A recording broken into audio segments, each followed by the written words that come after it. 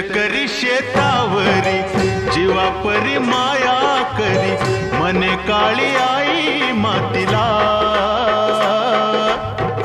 आनंदानं काळी आई भरभरून त्याला दे, डोईवर हात धरिला. दिसरातीचं करूया, राबूया जाऊया शेताला.